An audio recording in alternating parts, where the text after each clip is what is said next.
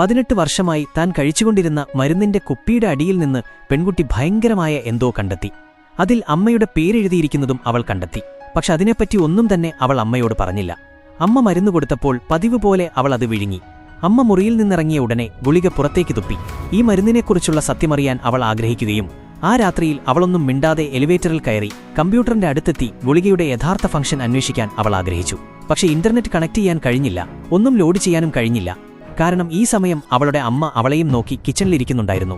ആ ദിവസം അവളുടെ അമ്മ ഷോപ്പിംഗിന് പോയി വീട്ടിലേക്ക് തിരിച്ചു വന്നു. അവൾ പലപ്പോഴും കഴിക്കുന്ന ക്യാപ്സ്യൂളുകളുടെ കുപ്പി അമ്മയുടെ ഷോപ്പിംഗ് ബാഗിൽ നിന്നും കണ്ടെത്തി. അതിൽ അമ്മയുടെ പേരെഴുതിയിരുന്നു.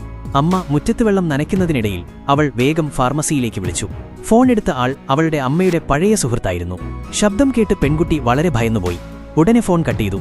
അമ്മ ഇപ്പോഴും മുറ്റത്ത് ചെടികൾക്ക് വെള്ളം നനയ്ക്കുന്നത് കണ്ട് അവൾ വീണ്ടും ഫോൺ വിളിച്ചു.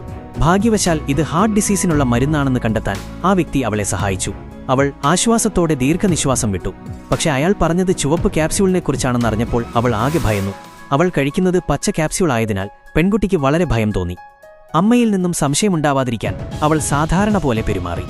അവൾ അമ്മയോടൊരു സിനിമ കാണാൻ പോകാമോ എന്ന് ചോദിച്ചു. അമ്മ സമ്മതിക്കുകയും ചെയ്തു. പോകുന്നതിനു മുമ്പ് അവൾ ആ പച്ച ഗുളിക രഹസ്യമായി ശരീരത്തിൽ ഒളിപ്പിച്ചു.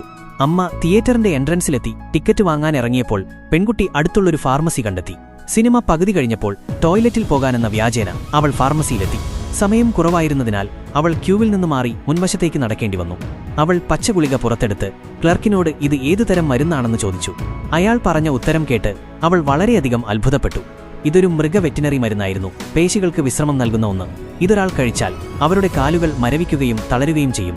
ഇത് കേട്ട് അവൾ ആകെ ഭയന്നു. അപ്പോഴേക്കും അവളെ തെരഞ്ഞ് പുറകിൽ അമ്മ വരുന്നുണ്ടായിരുന്നു.